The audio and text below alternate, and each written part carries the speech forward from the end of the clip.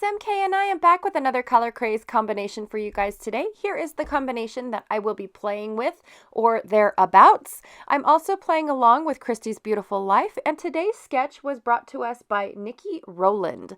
I absolutely couldn't wait to do this sketch. So what I have here is a roll of washi tape that I believe is from Stampin' Up, but I'm not really sure. And I have a really cool thing that it did on the layout, but I'm not sure if you guys are going to be able to see it. Anyways, I have a thing of sequins from the Not Just for Boys Kit Club from their last year's Halloween. These stickers also came from the Not Just for Boys Kit Club last year's Halloween kit that they provided, or that they offered. I have this scrap of paper that is also, I think it's from a really old Close to My Heart page or kit. And then I have fossilized amber and mustard seed for the inks that I will be using. And I'm just going to use one blender tool because they're really close on the color family. I have a couple Close to My Heart shimmer pins other than just black, but I'll be pulling those out later. And then I have this scrap of cardstock that I'm thinking is Stampin' Up, but it might not be, or I'm sorry, not Stampin' Up, Close to My Heart. I have a new wood veneer from Some Assemblage Required, a star that was random, I think also Close to My Heart, picture of my daughter and her friend on Halloween last year. This cut file is also in the Some Assemblage Required shop that was just released a couple days ago. And then I have from the Not Just for Boys Kit Club this really cool paper, but I already cut the branding strip off, so I'm not really sure where it came from. I apologize about that. I think it was either Cartabella or Echo Park. I know that they're sister companies, so I'm not really sure. And then this awesome star paper right here. It's got these stars and these polka dots inside. And this one is from Stampin' Up's last year's Halloween collection. I have one piece of cardstock that I'm going to be using for my base. And then also I have a ton of punches that I'll be using. So I've got an EK Success Star Punch, a Stampin' Up Bat Punch, my two Decoupe 3D Star Punches. Again, I pulled those off of Amazon. And then my Fiskars Star Punch. Now, I remember the orange being a company, and I couldn't remember until I found the logo. Sorry. I associate orange with Fiskars, but I think EK Success was orange back in the day too, or was it green? Can't remember. So the first thing that I'm going to do is outline the inner portion of my bat cut file, because I want to cut out this, I want to cut out a circle in this ring, but I wanted it to match the inner circle. I didn't want to match the outer circle or the messy circle. I just wanted it to be on the inside. I was struggling because it was such a flimsy file that it kept moving on me. And then I thought, you know what? It'll be okay. Whatever happens will happen. Now, this video is going to be quite long because of the fact that most of it is handmade. Like I make my own embellishments. As you can see, I didn't pull out a big old pile of die cuts to use. I didn't pull out hardly anything. I pulled out punches and cut files, honestly. So the next thing I'm going to do is punch out a whole bunch of stars, which I thought was enough, but then I end up having to go back and punch out more. But I'm going to punch out 2 of each from the Fiskars and the EK Success punches. Then I'm going to punch out a ton of these Decoupe punches, but I do cut out a bunch of it because it does take a while to punch out one star at a time, as opposed to having several stars. Plus I have to kind of turn it and make sure that I'm putting it in the right direction. I have to get it up close and personal because I don't want to just randomly punch and then waste a whole bunch of cardstock trying to figure it out. So I fast forwarded through all of that. And then so that way I can use this piece later. I'm going to cut off all the jagged edges, or not jagged edges, but all the star edges, and that way I can use the paper for something later. Okay, so I have my main element, but now I need to work on the cut file. I wanted to make sure that it was, actually, no, I'm going to work on my background real quick. Sorry, I forgot. So I'm going to start with fossilized amber because it was a perfect match to that cardstock, and I mean absolutely perfect. So what I did was I took my my cut out circle and drew another circle on my on my background page. And now I'm just going to go around and cover up that circle with my fossilized amber, but I want to make sure that it is sticking out enough, but I don't want to go too far out. I want it to look like the haze of the moon, if that makes any sense. So that's the effect that I'm going for. So I'm just going to go ahead and keep going around and around. And then I took some mustard seed, which was a little on the lighter side. And now I'm blending that out from my fossilized amber to give it, again, that it, from light to dark or dark to light haze around my circle. And then, of course, it's going to create a kind of like an optical illusion and make it look like I actually inked everything instead of, cheated and used cardstock. Okay, back to the cut file. I'm taking my black Close to My Heart shimmer pin and just rubbing it around where it was just on the circles, on the lines, and I'm trying to avoid the stars and the bats. And I have to tell you guys that I was so excited to just get started that I forgot to color my bats, so I have to go in and color my bats later. Of course, after everything is on top, and oh yeah, I definitely would have saved a little bit of time if I would have done the bats right after I did the black. Yeah, just saying. And I don't know why I'm being so careful about the stars, but just in case, I'm being very careful and just trying to get the lined portion. And then I want to keep wiping up my my smears that get on my glass mat, because if not, then I could smear the black on top of any place that I didn't want it on. Okay, so then I'm going to take all those punch stars and color them in Close to My Heart shimmer pin in Honey Butter. It is such a pretty yellow, you guys, a gorgeous yellow shimmer, and it kind of makes them a little on the orange side. But I wanted them to stand out just a little bit because I punched them out of the same cardstock as the circle, and they're going to be on top of the circle. So I wanted to make sure that they were a little bit different shade of the yellow, so just so they stick out. Now I'm going to take a bunch of them, as you can see, and glue them on top of the existing stars. I have to make sure that they're a little on the bigger side, so that way the whites don't show. Could I have cut all my stars off? Absolutely, but I didn't want to do that. I mean, they were already there. The placement was perfect. So I just went ahead and did that. This is where I had to put on some more, go and punch out a little bit more, because I didn't realize I needed 3 large stars. I only cut out 2. And then same with all these others. And then every now and then the shimmer pins do end up getting to where if you squeeze them too much, they get like a vapor lock on them. And so you just have to undo them real quick and put them back together, and then they work just fine. You just have to release some of that pressure that's inside there. All right, and I don't mean pressure like it's going to blow up on you or anything like that. Here's where I had to go back and do my bats, and I have to work around all the stars. And this is where that brownie gray comes in on the color palette. So if you guys have noticed, I am not doing coral and I am not doing green. When I see a color palette and it has too many colors that don't, that aren't already in, like, what am I trying to say? Like a collection. I struggle really hard. I tend to only stick to about 3 colors, maybe 4 if you bring in a neutral, but I tend to only stick to 3 colors. Anything past that, I get a little to where I feel like it's on the crowded side or over the top side. And so for this color palette, especially being the fact that I really wanted to do a Halloween page, but I also really loved these colors, I had to drop 2 of them, and it was the green and the orange, or the coral, that I actually dropped, and just worked with the grayish color, yellow, and then the aqua color.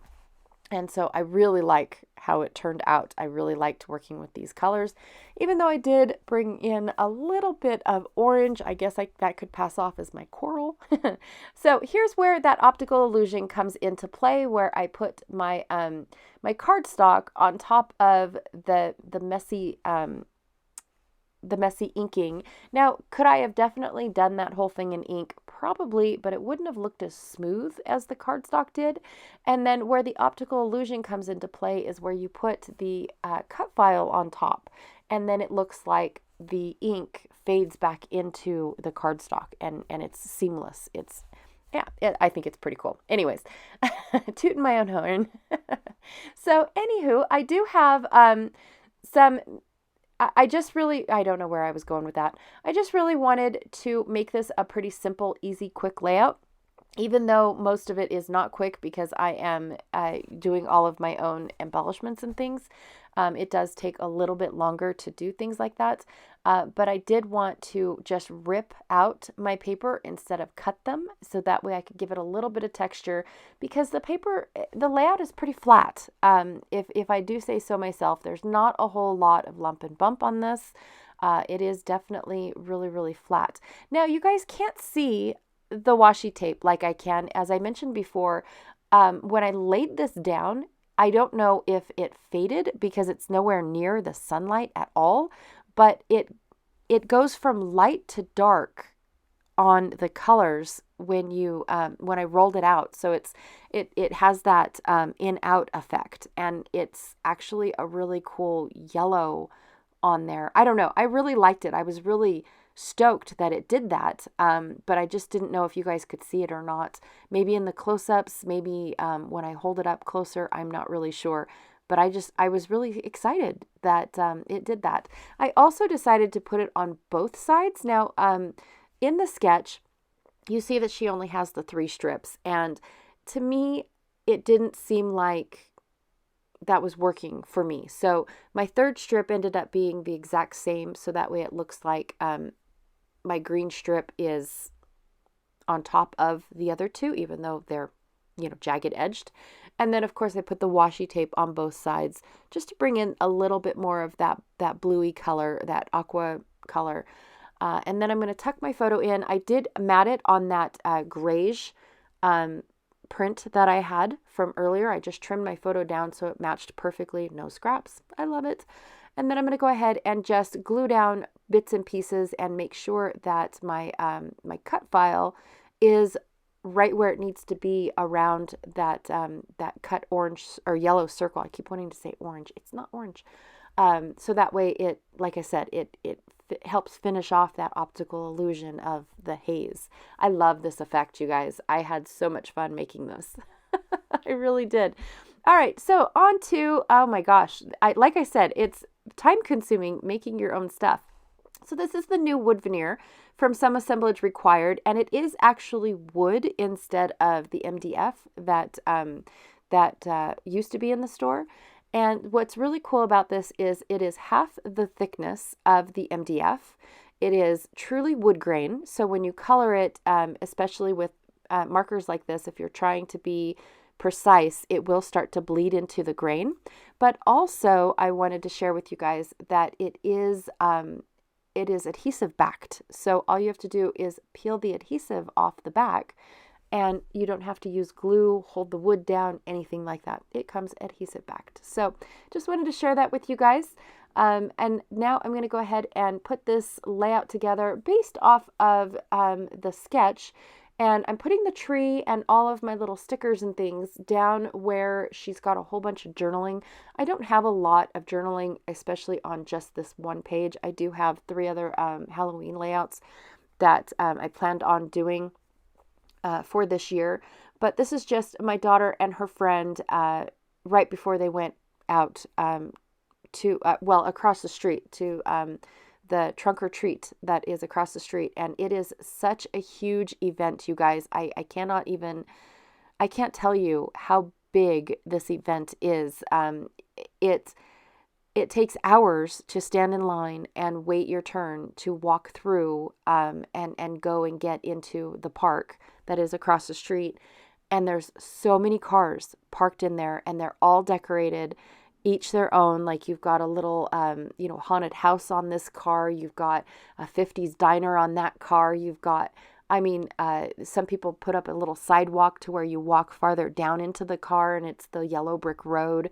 I mean, it is just the coolest thing, and they go all out for it. So it's well worth standing in line. And the line goes pretty fast.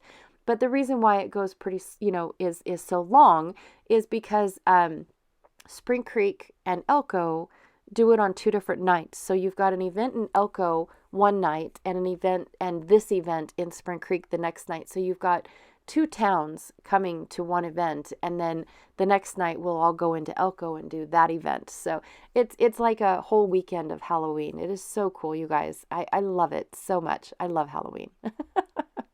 I absolutely love it. All right, so I punched out some more bats, and I went ahead and I colored them all. Now, the color that I used there is called charcoal, and that is the grayish color that I ended up getting. And it takes a little longer because the first set is just a little bit too light, like the first coating. And so I have to go back in, and I don't have to, I choose to go back in and darken it up just a little bit more. So anyways, I'm going to go ahead and glue the bats down just like I do butterflies. I pop up their wings and then glue the centers down just to give them a little bit of lift and a little bit of movement. For the cut file, I only glued one wing down on the bats instead of trying to glue them both down. That way, again, I had a little bit of lift, a little bit of movement going around the page. And I'm just trying to lay the bats down in the circle, and maybe 1 or 2 floating out from out of the circle, like it's coming from behind the girls is kind of where I was going with that. And then I'm going to go ahead and fill in with the stars. And for my 3D decoupe stars, I just went ahead and I put some foam in the center of them. That way they stick up and are still have that 3D point to them. I absolutely love these stars, you guys. They just go with everything. This is the first time I've actually used them outside of being white, to be honest. So, and I really like it. Oh my gosh, I love stars. Okay, and then I'm going to go ahead and just put 3 of these sequins around like my main cluster. I don't really have one cluster. It's all one cluster. And then I'm only going to have them floating up on the left-hand side, because I felt like, in all honesty, they were going to get lost if I put any on the right side through that border strip. Maybe they would have been a little bit visible, but I just really felt like I don't know. It just didn't seem like it was going to do anything for me, to be honest. So I'm going to go ahead and add 1 more sequins in there, and that is it. I'm going to finish off my page using some Lemonade shimmer pen. And what I did was I just took it off onto a scrap piece of paper, squeezed it a little bit so it got a little juicy, and then just tap, tap, tap. It is a very faint effect. Now, if you guys don't like a whole lot of splatter, this is the way to go, because there's not a whole lot that comes out. And you can see that in my close-ups, that it's just barely there. That is the controlled splatter-ish type of deal. And that is my layout for today, you guys. Thank you so much for hanging out with me. I know it was very long-winded. I had a lot to do. Like I said, when you create from scratch, it's a lot more work, but I absolutely love how this turned out. I absolutely love it. And I really, truly appreciate you guys sticking with me for it. Okay, be sure to check out Janet Fritz and how she uses this color palette today. I am very curious to see if she does all 5 colors. I really am. Also, too, don't forget to check out Christy's Beautiful Life and 30 Days of Sketches. Thank you, Nikki, for this beautiful sketch. I absolutely had a blast playing with it. All the links for 30 Days is down below, the Facebook group and the playlist, and as well as Janet's channel. And I will check y'all later. Bye.